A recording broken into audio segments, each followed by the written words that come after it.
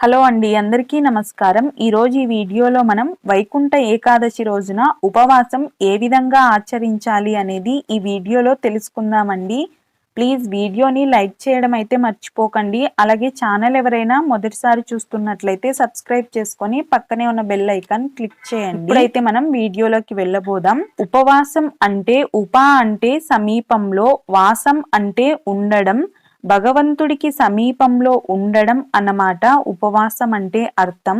అందులోనూ ఏకాదశి అంటే అర్థం ఏమిటి అంటే 11. ఈ 11 సంఖ్యకి అర్థం ఏమిటి అనగా మనకు జ్ఞానేంద్రియాలు 5, అలాగే కర్మేంద్రియాలు 5, మొత్తం కలిపి 10. అలాగే 11వది మనసు. వీటన్నింటినీ ఏకం చేసి మనం భగవంతుడి ఆరాధనలో చేసే ఉపవాసాన్ని ఏకాదశి ఉపవాసం అని అంటారు. ఉపవాసం రోజున ఆహారం ఎందుకు తీసుకోకూడదు అంటే మనం కడుపు నిండా భోజనం చేస్తే మత్తు వచ్చినట్లు ఉంటుంది. మనం జపం చేస్తున్నప్పుడు, అలాగే స్తోత్రాలు పఠిస్తున్నప్పుడు కళ్ళు మూతలు పడతాయి. కాబట్టి ఆ రోజున మనం తేలికగా ఉండే పాలు, పండ్లు లాంటివి మాత్రమే తీసుకోవాలి.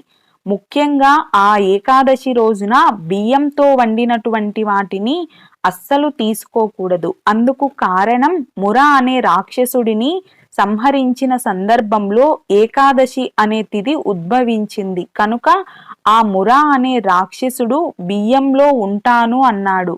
కనుక ఏకాదశి రోజున బియ్యంతో చేసినటువంటివి ఏవి కూడా మనం తినకుండా ఉండడం శ్రేయస్కరమండి. భగవంతుని యొక్క స్మరణతో కాలం గడపడం ఉపవాసం అంటారు.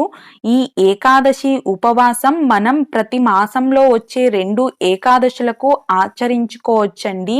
ఇవి ప్రతి మాసం ఆచరించలేని వాళ్ళు ఈ వైకుంఠ ఏకాదశి రోజున వచ్చే ఏకాదశి రోజు ఉపవాసం ఆచరిస్తే సంవత్సరం అంతా ఏకాదశి వ్రతాన్ని ఆచరించిన ఫలితం అయితే ఉంటుందండి. ఈ ఏకాదశి రోజున మనం ఉపవాసం చేసేటప్పుడు ఈ పొరపాట్లు అస్సలు చేయకూడదు.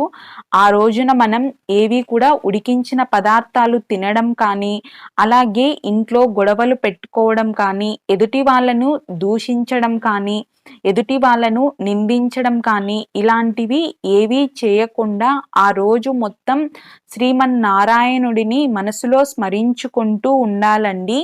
అలాగే ఈ రోజున మనం ఉత్తర ద్వారం గుండా ఆ శ్రీమన్నారాయణుడిని దర్శించుకోవడం కూడా చాలా చాలా ముఖ్యం అన్నమాట.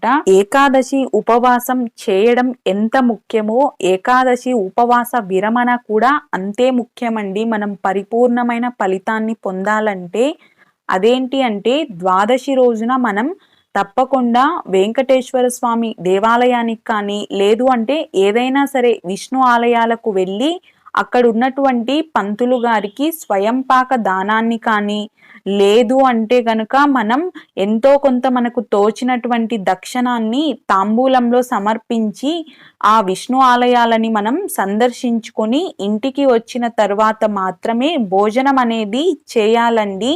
అలాగే ఈ ఏకాదశి రోజున చిన్న పిల్లలు కానీ, అలాగే గర్భిణీ స్త్రీలు కానీ, వృద్ధులు కానీ, ఆరోగ్య సమస్యలు ఏవైనా ఉన్నవాళ్ళు ఉపవాసం లేకపోయినా ఎలాంటి దోషము ఉండదండి.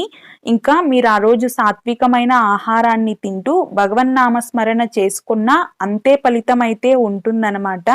చూసారు కదండి, ఈ వీడియో మీకు నచ్చినట్లయితే ప్లీజ్ లైక్ చేయండి. అలాగే మీ ఫ్రెండ్స్ అండ్ ఫ్యామిలీ మెంబర్స్కి ఈ వీడియోని షేర్ చేయడం మర్చిపోకండి. వీడియో చూసినందుకు మీకు కృతజ్ఞతలు.